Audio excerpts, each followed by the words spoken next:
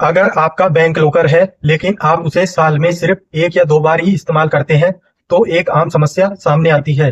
Locker की fees समय पर जमा करना भूल जाना, खासकर तब जब फीस किसी पुराने या इनएक्टिव अकाउंट से लिंक हो। ऐसे में सवाल उठता है कि अगर लॉकर का किराया नहीं चुकाया जाए तो क्या होगा। आइए इसे आसान भाषा में समझते हैं। पहला, एक बार पेमेंट मिस होने पर घबराने की जरूरत नहीं। अगर आप एक बार लॉकर की फीस देना भूल जाते हैं तो तुरंत कोई बड़ी समस्या नहीं होती। बैंक आमतौर पर ग्राहकों को समझने का मौका देता है और तुरंत कोई सख्त कदम नहीं उठाता। दूसरा, बैंक पहले मौका देता है, फिर लगती है लेट फीस। अगर फीस समय पर नहीं चुकाई जाती तो बैंक आपको अतिरिक्त समय देता है। इसके बाद भी भुगतान नहीं करने पर पेनल्टी या लेट फीस लगनी शुरू हो जाती है। ध्यान रखें, बैंक तुरंत लॉकर कैंसिल नहीं करता, बल्कि बकाया रकम धीरे धीरे बढ़ती जाती है। तीसरा, लंबे समय तक पेमेंट न करने पर एक्सेस बंद हो सकता है। अगर काफी समय तक फीस नहीं दी जाती तो बैंक आपके लॉकर के एक्सेस को रोक सकता है। यानी जब तक आप पूरा बकाया और पेनल्टी नहीं भरते तब तक आप लॉकर का इस्तेमाल नहीं कर सकते। चौथा, संपर्क जानकारी अपडेट न होने से बढ़ती है समस्या। कई बार ग्राहक अपना मोबाइल नंबर, पता या ईमेल अपडेट नहीं करते, जिससे बैंक उनसे संपर्क नहीं कर पाता।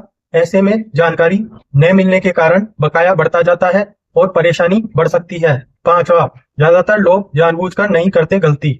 अधिकतर मामलों में ग्राहक जानबूझकर फीस मिस नहीं करते, बल्कि कम इस्तेमाल की वजह से भूल जाते हैं। जब वे लॉकर इस्तेमाल करने जाते हैं तब उन्हें बकाया का पता चलता है। छठा, 3 साल तक फीस न देने पर बैंक लॉकर तोड़ सकता है। अगर ग्राहक लगातार लगभग 3 साल तक फीस नहीं देता है तो बैंक के पास तय नियमों के तहत लॉकर तोड़ने का अधिकार होता है।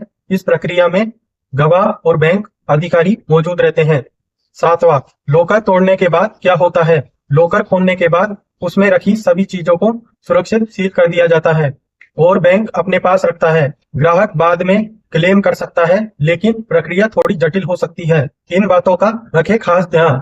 लॉकर रेंट को समय पर भरें, इसे किसी एक्टिव सेविंग अकाउंट से लिंक करें। अकाउंट में हमेशा बैलेंस रखें, मोबाइल नंबर, पता और ईमेल अपडेट रखें। थोड़ी सी लापरवाही आपको बड़ी परेशानी में डाल सकती है, इसलिए लॉकर की फीस समय पर देना और अपनी जानकारी अपडेट रखना बेहद जरूरी है, ताकि भविष्य में किसी तरह की दिक्कत ना आए।